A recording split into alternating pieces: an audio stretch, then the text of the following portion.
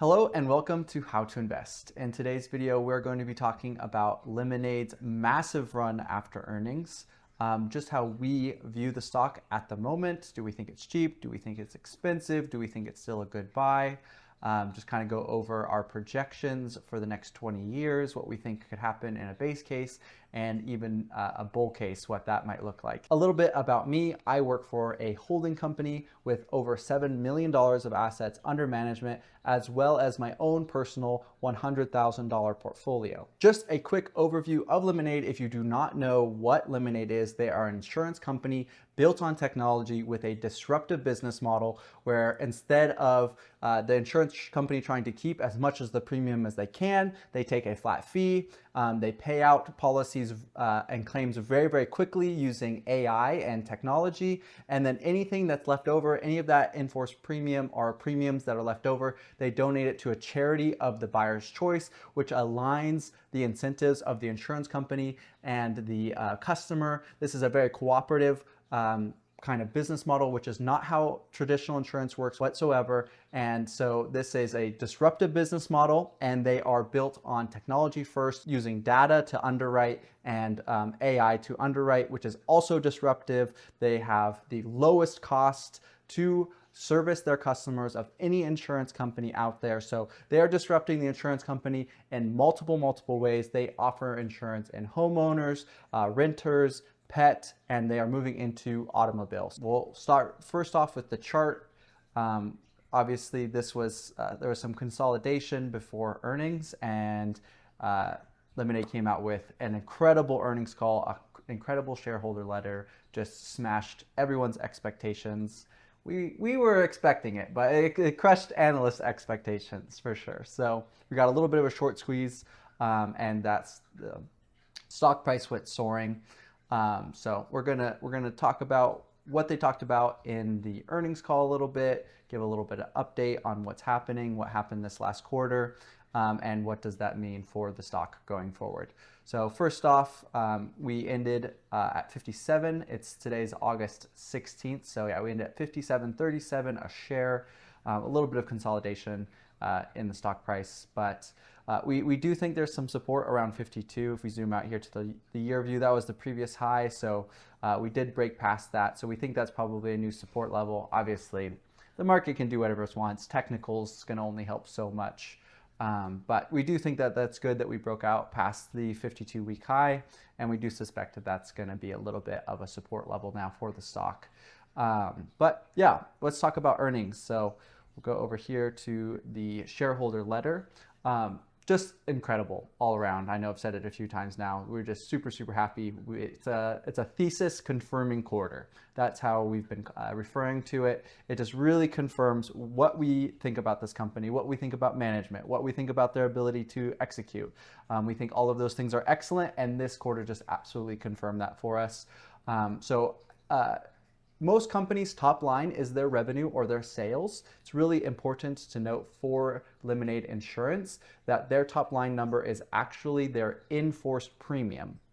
Something we're going to be talking about today is their reinsurance. They announced that they're dropping reinsurance from 55% to 20%. In-force premium that you reinsure, you cannot count as revenue. So when we look at Lemonade, it's important to note their top line is not their revenue. Their top line is actually their in-force premium. So talking about their top line, in-force premium grew at 29%, which is accelerating. So we are continuing to see an acceleration. I think we can go find that chart right here. So yes, in-force premium year-over-year growth rate has been accelerating from 18% in Q3 2023 to now 29% in Q2 2025.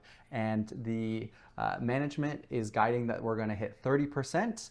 They're not guiding for growth past that, though we do think that that is in the realm of possibilities that it even continues to accelerate past 30% IFP growth. Now, the reason why this quarter was so shocking was because revenue grew by 35%, and we think that is going to continue to accelerate quite dramatically over the next couple of quarters because management announced a really big thing, which is they are dropping reinsurance from 55% to 20%, which means they're going to be recognizing in-force premium that they already have as revenue. So we think over the next year, revenue could grow something at like 80% year over year, which is a massive acceleration in revenue growth because in-force premium is going to be growing at 30% and a lot more is going to be dropping down to the revenue line as they stop reinsuring a lot of the policies that they already have. And then obviously the 30% growth, only 20% of that 30% growth in enforced premium will be reinsured. And then the whole book that's already, they already have, they're dropping the reinsurance on that as well. So we're going to see a ton of that enforced premium drop to the bottom line, which is going to look crazy for the revenue numbers. A couple other things. They are free cash flow positive, probably a better line to look at for free cash flow. Let me find it 1 second. So right now we're looking at the adjusted free cash flow per share. A lot of people don't like investing in pre-profit companies because there's always that risk of bankruptcy. But what's really important to note about pre-profit companies when you're talking about net revenue is the difference between what is actually happening with the amount of cash that's in the business. So a company's not going to go bankrupt as long as they have the cash in the business to pay out all of their expenses.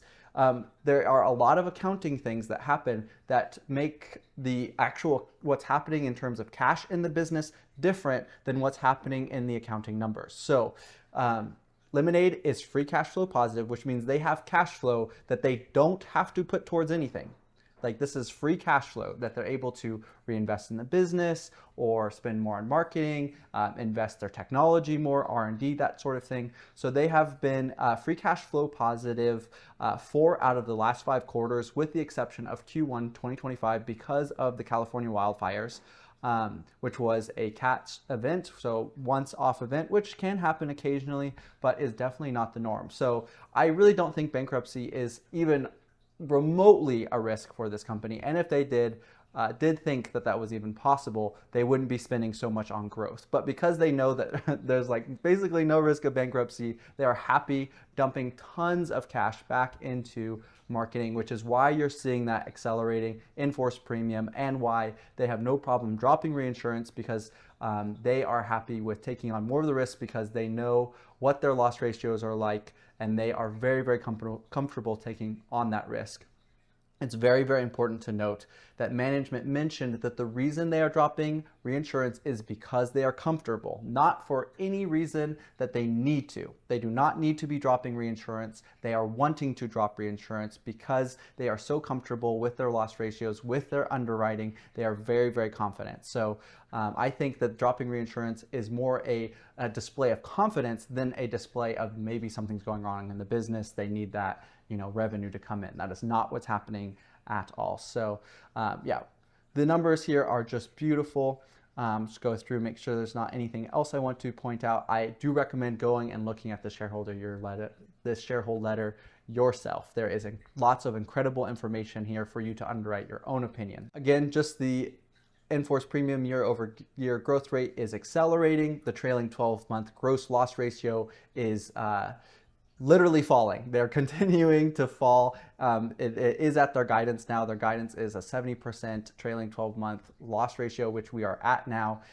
If you do look at the quarter loss ratio, it's in the low 60%. So they are doing an amazing job at underwriting their policies as they continue to grow car insurance, as they are turning some of their homeowner book to make sure, they've updated some of their underwriting rules. And so with that, they've found that some of the home insurance policies they have on their book currently, they no longer meet those rules. So they are letting them expire. So there's some churn there in the homeowner insurance policies that they have. But even with that, and with writing a ton of new car policies, they are continuing to drop the loss ratio as their AI gets better at underwriting, as they have better rules for their underwriting. It's just incredible. This is the exact trend that we want to see.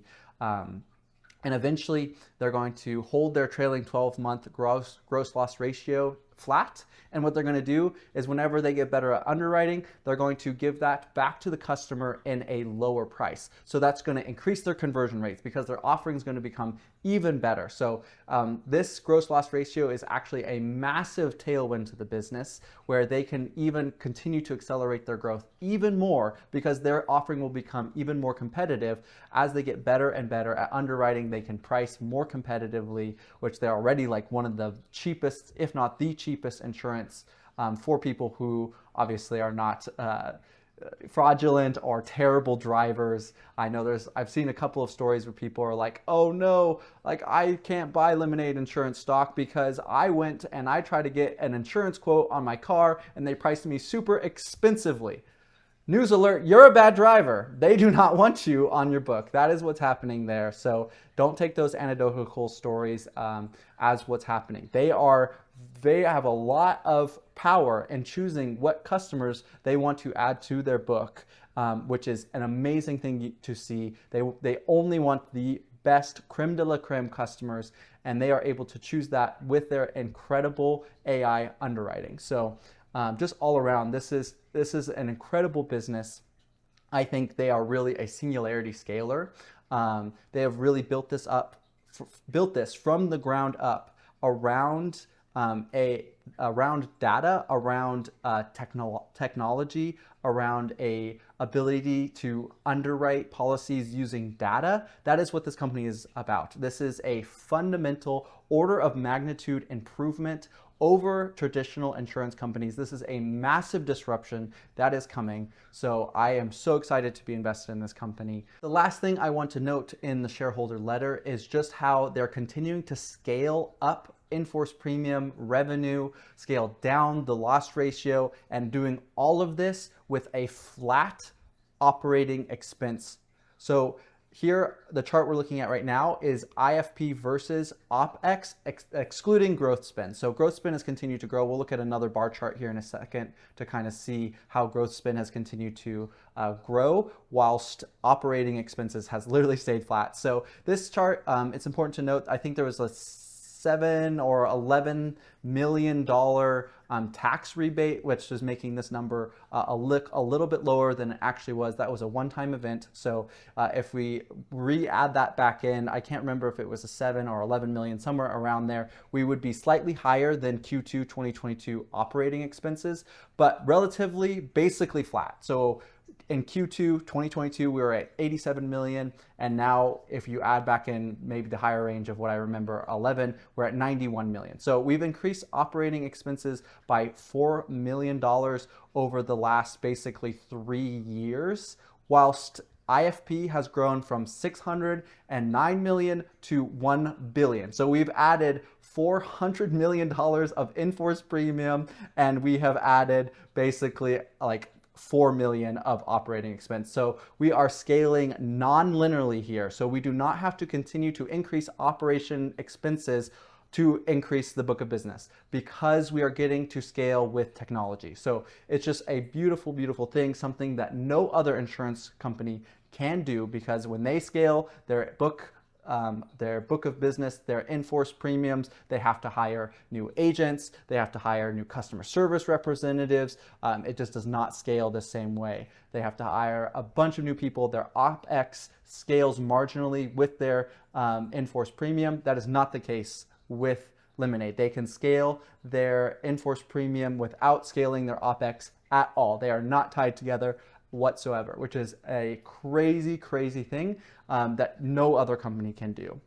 So one other thing we're going to do to just reinforce that point is to look at this bar chart here, which is their operating expense. So in the black, we have general and administrative. In the gray, we have technology and development. So you can see it was pretty flat from Q2 23 to Q2 24. And then it's actually gone down in Q2 2025, partly because that tax credit again, but you can see this is just crazy that the OpEx is scaling or pretty much going flat across whilst they continue to grow sales and marketing and then other insurance expenses.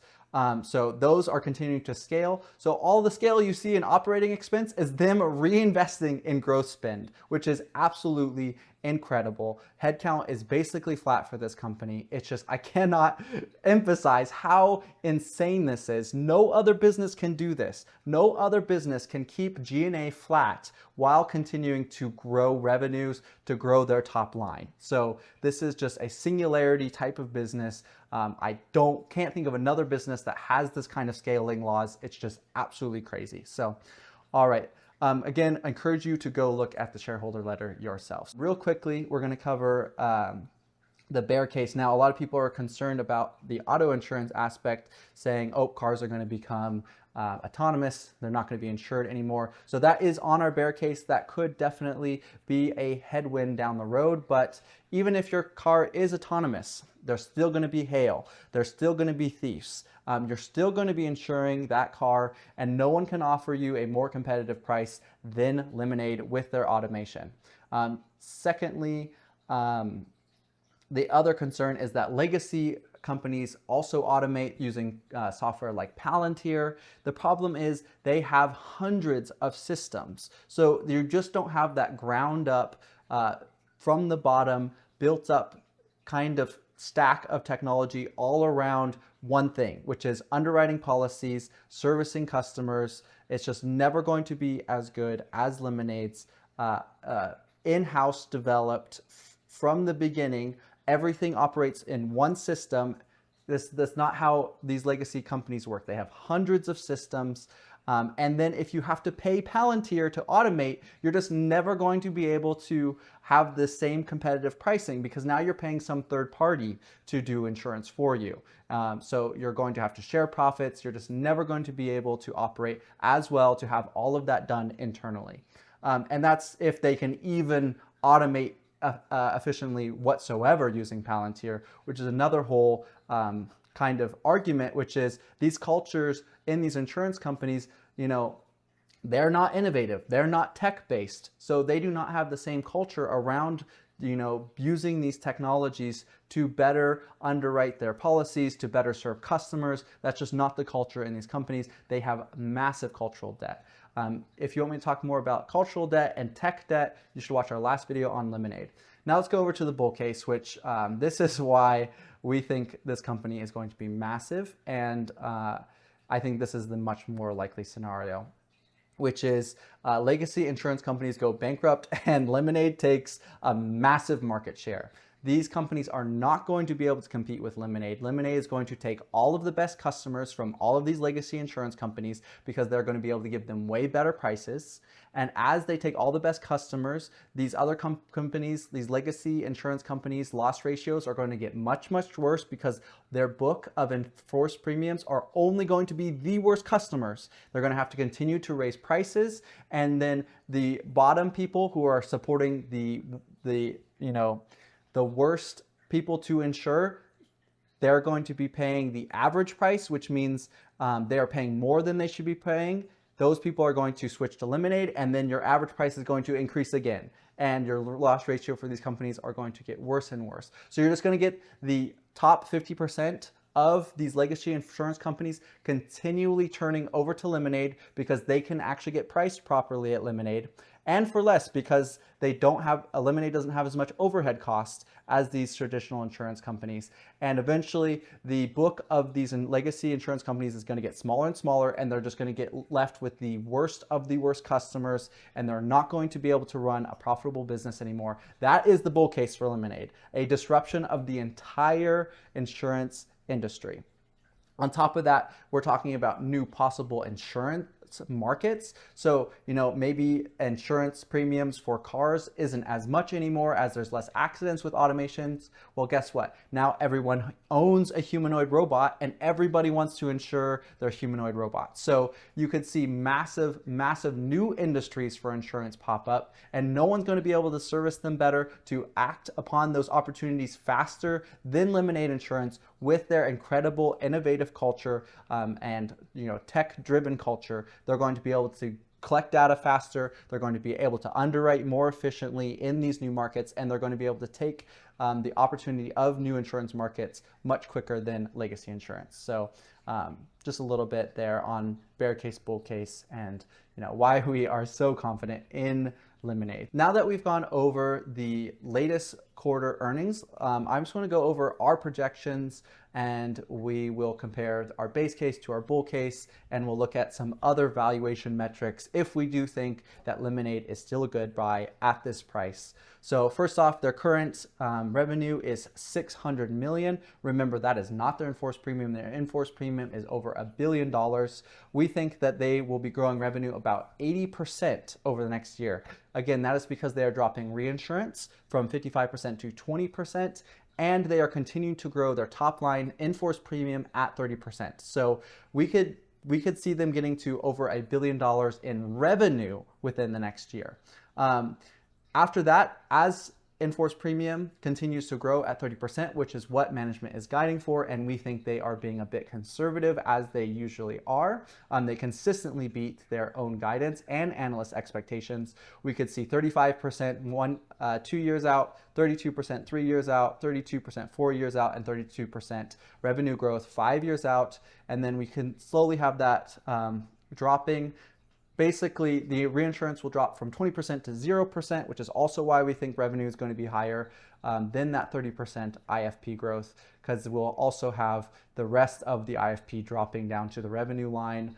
Then we think that as revenue is finally in line with in-force premiums, so they are equal to each other, after all reinsurance is done, we'll start to see the in-force premium growth start to drop a little bit, just as it becomes more and more expensive to continue to grow that. And then you just get the large law of large numbers. 30% growth at $1 billion is $300 of new premiums, but 30% growth at $2 billion is now $600 million of new premiums. So much harder to continue to grow. So I think we'll start to see the revenue growth slow down.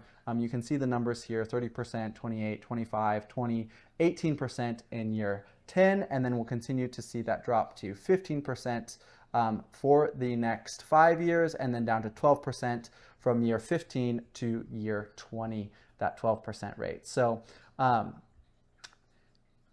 that's kind of our expectations for revenue. That's just based off of how well we think that management will continue to scale their synthetic agents and how they are able to leverage their growth spend.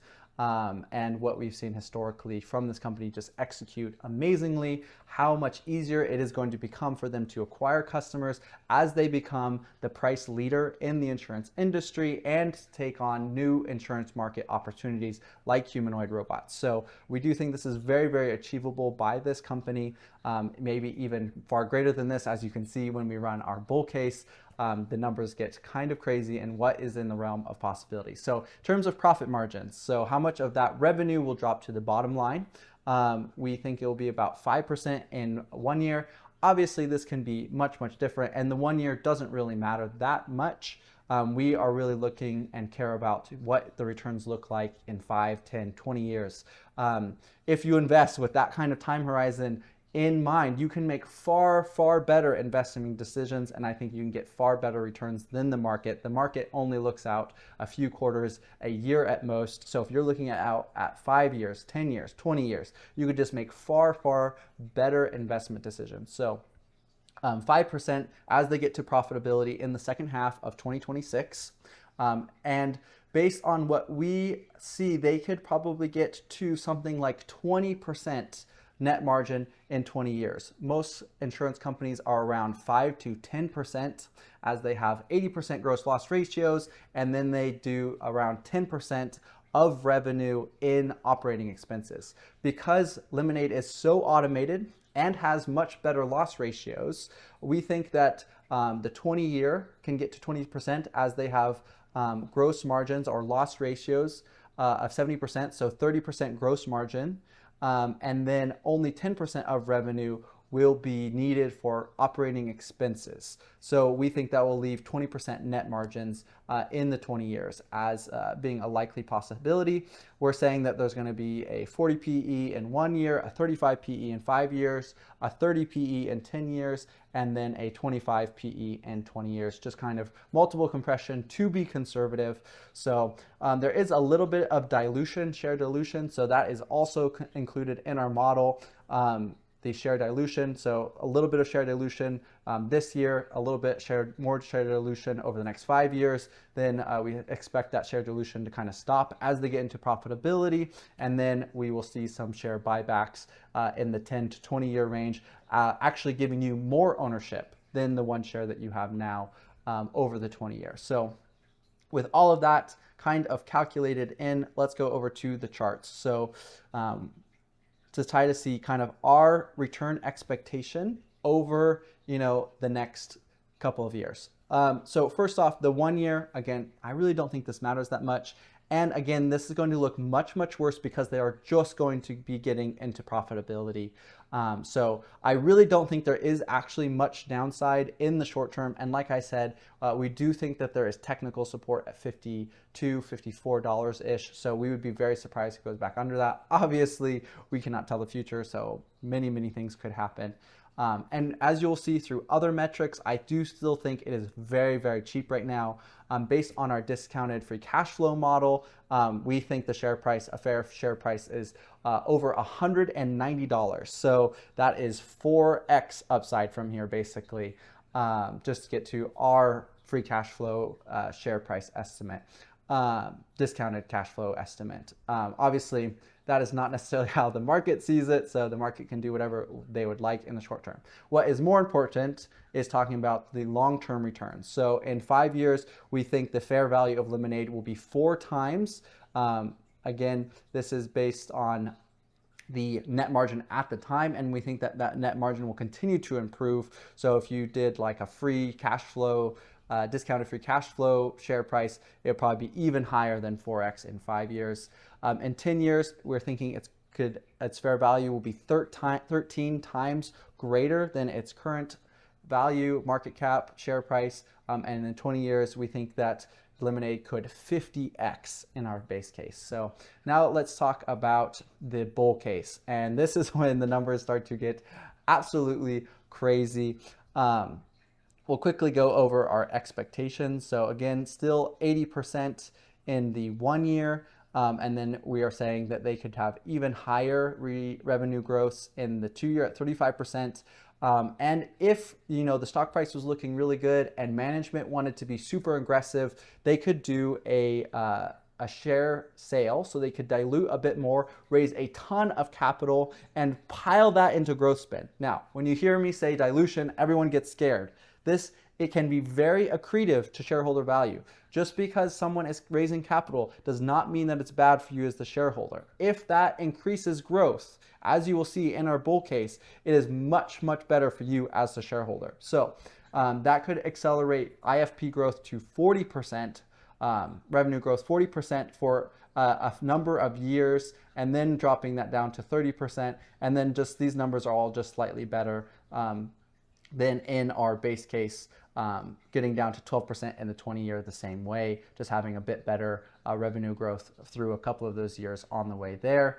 And finally, the net profit margin in our bull case, instead of getting to 20%, we think it get up to 25% if they really, really do incredible automation. You're talking about being able to potentially have the first completely autonomous organization, maybe having a few people literally just monitoring the AI, making sure that nothing is going wrong. You could see OpEx be a tiny, tiny fraction of the revenue, and then basically all of your operating expenses is just marketing, and then you could have that be a tiny fraction of revenue, so potentially getting up to 25% net margin in the 20 year. So, and then for our bull case, we also have more dilution kind of calculated in here, but then we have even more share buybacks in the later stage, so slightly better ownership gain through the 20-year. And then the PE numbers, we all have those a little bit higher at 35 instead of 25 in 20 years. 35 PE instead of a 25 PE in 20 years. So let's look at the chart and what that looks like for Lemonade. Again, the 1 year, kind of ignore that. If we look at the other metrics, it is very underpriced right now. In the 5-year, it could be a 4x. In the 10-year, a 25x. And then in the 20-year, a 200x. We're talking about a 200 bagger in the 20-year in our bull case if they do another capital raise. So you can see the difference. You know, here it's a 50x and here it is a 200x. So me personally as a shareholder, dilute me all you want if you're going to plow all of that capital into growth, because in the end, it is far better for me as a shareholder to have that more growth, the more business, more sales. That is what I want to see as a shareholder, to continue to, invest in the company for better future returns, even if that costs me in the short term. I am a long-term investor, so I want the best long-term outcome. So, and we hope that you guys think of it the same way. So, all right, let's finish up with some evaluation metrics. So they don't calculate on the, we do everything based on the enterprise value. So based on this, they obviously don't have any earnings right now, so they don't calculate here. Based on a look-through earnings, so that is their revenue times their 20-year net margin on our base case. They are at a 30 PE, look-through PE right now, and they are growing at over 30%. So Peter Lynch would say anything where the PE is lower than their growth rate, that is a good buy. So right now, Lemonade does still cost less than its growth. So based on Peter Lynch, legendary investor Peter Lynch, he would still say by that simple napkin math, this is still a very great investment, and we think so as well. Especially when you look at other metrics like their enterprise value to revenue growth. So this is basically looking at what you are paying for the next year of revenue growth. As you can see, Lemonade here is one of the cheapest. There are very, very few companies on our list that cost less for the future growth over the next year. Lemonade looks very, very attractive here at a 0.08. There's only a few companies that are less, and for multitudes of reasons in terms of their long-term return, just the safety of their business, we just are not as confident in those businesses like SMCI, for example. The data center boom could bust and you could see a lot of those returns disappear. Even though it does look cheaper in terms of the cost for that revenue growth, we also think that Lemonade is going to be able to sustain that revenue growth for much, much longer than SMCI. BioStem has a massive regulatory headwind with them preliminary not being able to get the reimbursement through the Medicare and Medicaid programs. So, you can look at a bunch of different companies here. The thesis for Lemonade is just so strong, and it is still relatively incredibly cheap for that revenue growth. We love the channel Beat the Denominator. Beat the Denominator came up with his own. These are all versions of the PEG ratio. Also, Peter Lynch loves that PEG ratio, the price to earnings growth. So these are just variations of that. It's just basically a way to look at what you're paying for growth. This is Beat the Denominators. He uses enterprise value to gross profit to revenue growth. And on this, again, Lemonade looking very, very inexpensive, far cheaper than massive behemoths like NVIDIA or, super, super popular retail stocks like AMD, trading at a 0.16 EV to GP to RG. So very inexpensive. Based on what I could find in the latest numbers, we had a little bit of a short squeeze after earnings. So this number could definitely be a bit lower. But I'm pretty sure, I'm hoping the numbers I found were recent after that kind of short squeeze. It is still 28% shorted Lemonade. So there are many, many options for short squeezes in the future still. So that's just kind of a fun extra bonus on top of the growth, where you can see little pop-off tops through short squeezes. Short squeeze summer, I think, is coming, or over now. But yeah, lots of short interest, so that could increase, that could provide a lot of buying pressure if we see any future pops in the stock price, they could just run like crazy. So again, not part of the fundamental story or thesis for Lemonade. It's just kind of an added bonus, like technical things are. They're just little added bonuses. They don't really matter for your investment, but you can keep them in mind. They do kind of create a self-fulfilling prophecy, especially technical kind of stuff. Like a support level, that's really just psychological, but because people believe it's there, people trade based on it, and then it creates a self-fulfilling prophecy where it actually becomes kind of a support level. So obviously people can do whatever they want, and all these technical things can or cannot actually hold up in reality, but we look at all that kind of stuff here too at How to Invest. So all right, well, I hope you enjoyed this kind of overview of the latest of what's going on at Lemonade. It is currently our largest investment. It is the largest holding in my portfolio. It is the largest holding in Jake's portfolio. It is the largest holding in the holding company's portfolio. So we are very, very bullish on Lemonade, and we think this company has incredible growth ahead of it and incredible future returns. So thank you for watching. I hope you enjoyed. This was not financial advice. This was just for educational and entertainment purposes. Have a wonderful day.